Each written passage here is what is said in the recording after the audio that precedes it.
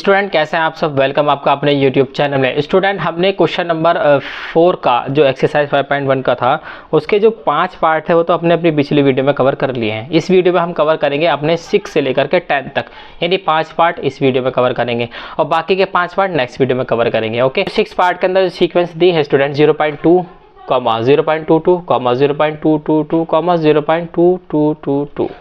तो यहाँ पर हम देखते हैं सबसे पहले कि ये पी है या नहीं है, और अगर नहीं है तो हम कॉमन डिफरेंस से पता कर लेंगे ये है या नहीं है, और अगर है तो 3 मोड हम और निकालने होंगे। तो कॉमन डिफरेंस तो सेम आएगा अगर ए पी है तो D1 निकाल लेते हैं A2 माइनस A1। तो A2 मेरा है 0.22 माइनस A1 है मेरा 0.2। तो यहाँ पर जब हम इसको माइनस करेंगे तो स्टूडेंट आ जाएगा 0.02। फिर हम देखते हैं D2 है हमारा A3 माइनस A2।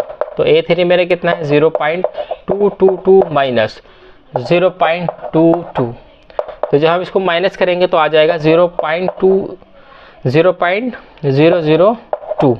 तो आप यहाँ पर देखिए D1 हमारा 0.02 है, D2 हमारा 0.002 है, तो सेम तो है नहीं। तो हम कह देंगे कि no, it is not an AP because the common difference between the terms is not same, that's why we will not find 3 more terms. Okay, यहीं पर हमारा क्वेश्चन नंबर 4 का 6 पार्ट होता है कंप्लीट। अब हम देखते हैं अपना नेक्स्ट पार्ट। ओके, 0, -4, -8, -12 ये चलता जा रहा है।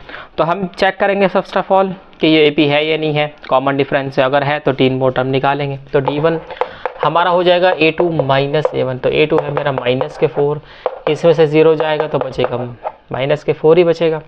तो D1 तो हमारा -4 आ गया। अब हम देखते हैं अपना D2 हमारा रहेगा A3 माइनस A2। तो A3 मेरा कितना है स्टूडेंट -8, और ये माइनस ये रहा। A2 है मेरा -4, तो -8 माइनस +4 तो बचेगा -4। तो D1 मेरा -4, D2 मेरा भी -4। तो कॉमन डिफरेंस सेम आ गया, तो इसका मतलब ये AP है। तो हम लिख देंगे yes it is an AP because the common difference between the terms is same. फिर इसके बाद हम 3 मोर टर्म निकालेंगे। तो हमारा लास्ट जो टर्म है -12 है, इसके अंदर हम क्या जोड़ेंगे -4। तो -4 हमने इसके अंदर जोड़ा तो स्टूडेंट क्या आएगा -12 प्लस -4 यानी कि -16। अब -16 लास्ट हो गया, तो इसके अंदर अब जोड़ेंगे हम स्टूडेंट -16 प्लस -4।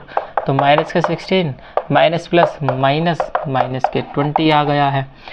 अब हम 20 के अंदर जोड़ेंगे क्योंकि लास्ट हम यही है। तो -20 प्लस -4 तो -20 प्लस -4 इक्वल्स टू आ गया है -24। तो इसके आगे के जो 3 टर्म आए हैं स्टूडेंट वह है 16 माइनस के और कॉमा -20 कॉमा -24। तो यहाँ पे मैं लिख देता हूँ -16 -20 और -24। तो स्टूडेंट यहीं पर हमारा 4th का 7th पार्ट होता है कंप्लीट। अब हम अपना देखते हैं नेक्स्ट पार्ट। स्टूडेंट 8 पार्ट के अंदर जो सीक्वेंस दी हुई है -1/2, -1/2, -1/2। तो स्टूडेंट पता करेंगे कि ये AP है या नहीं है, और अगर AP है तो 3 मोर टर्म और निकालेंगे। अब AP पता कैसे करते हैं कि कॉमन डिफरेंस निकालेंगे। अगर कॉमन डिफरेंस सेम आया तो ये AP है, नहीं तो नहीं है। कॉमन डिफरेंस होता क्या है, 2 टर्म के बीच का डिफरेंस को हम कॉमन डिफरेंस कह देते हैं। तो D1 हमारा A2 माइनस A1 यानी कि -1/2 माइनस ये रहा ये इसका A1 कितना है -1/2। तो -1/2 माइनस प्लस 1/2। तो स्टूडेंट कितना बचा -½ में से +½ ऐड करेंगे तो 0 ही तो बचेगा। फिर D2 देखते हैं A3 माइनस A2। तो A3 कितना -1/2 माइनस A2 कितना है -1/2। तो स्टूडेंट -1/2 माइनस प्लस 1/2, यहाँ पर भी हमारा 0 आ गया, यानी कॉमन डिफरेंस सेम आ रहा है टर्म्स के बीच का। तो इसका मतलब हम निकाल सकते हैं 3 मोर टर्म क्योंकि ये AP है। तो हम लिख देंगे yes it is an AP because the common difference between the terms is same. तो कॉमन डिफरेंस स्टूडेंट आपका आ क्या रहा है 0 आ रहा है। अब हम 3 मोर टर्म और फाइंड करेंगे। तो लास्ट टर्म हमारी -1/2 है, तो -1/2 में हम 0 ऐड करेंगे तो स्टूडेंट -1/2 ही आएगा। फिर जो आया है ऐसे तो करते हैं, जो लास्ट टर्म आती है उसी के अंदर हम कॉमन डिफरेंस को ऐड करते हैं। तो जो ये आया -1/2 उसके अंदर हम 0 को ऐड करेंगे फिर से यही आ जाएगा, फिर से हम इसके अंदर ऐड करेंगे स्टूडेंट, तो माइनस के 1/2 प्लस के 0 फिर से यही आ जाएगा। तो आगे की जो 3 टर्म है ना स्टूडेंट वो भी हमारी यही आएंगी, माइनस के 1/2, माइनस के 1/2 और माइनस के 1/2। स्टूडेंट यहीं पर हमारा 8 पार्ट होता है कंप्लीट। अब हम अपना देखते हैं नेक्स्ट पार्ट। स्टूडेंट 9 वाले पार्ट के अंदर में सीक्वेंस दी है 1, 3, 9, 27। पता करेंगे कि ये एपी है या नहीं है। पता कैसे करेंगे, कॉमन डिफरेंस निकाल करके। कॉमन डिफरेंस अगर सेम आएगा टर्म्स के बीच का तो ये एपी है, नहीं है तो नहीं है स्टूडेंट। तो अब हम देखते हैं इसका डिफरेंस निकालते हैं। तो a2 माइनस a1 यानी a2 मेरा 3 माइनस 1 तो ये आ गया 2।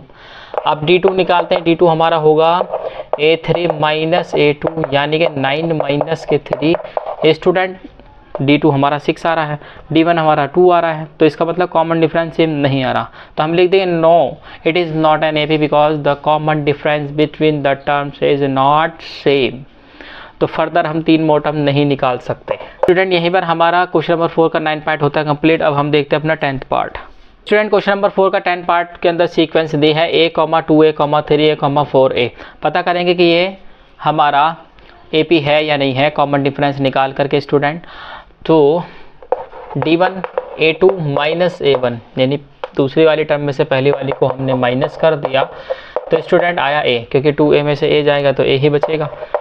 d2 a3 माइनस a2 यानी a3 हमारा कितना है 3a माइनस a2 कितना है 2a, तो यहाँ पर भी कितना बचा a। तो कॉमन डिफरेंस तो सेम आ ही रहा है स्टूडेंट। तो कॉमन डिफरेंस जब सेम आ रहा है तो हम लिख देंगे यहाँ पर yes it is an AP because the common difference between the terms is same.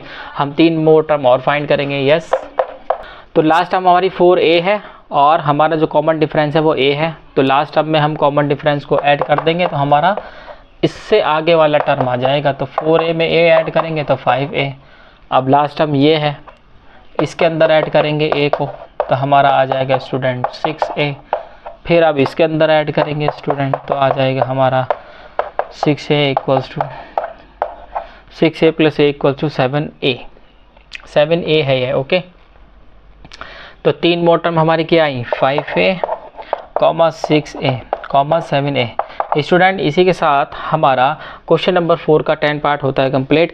इस वीडियो में हम सिर्फ 5 पार्ट ही कवर करेंगे, बाकी के लास्ट 5 पार्ट हम अपनी नेक्स्ट वीडियो में कवर करेंगे। Thank you.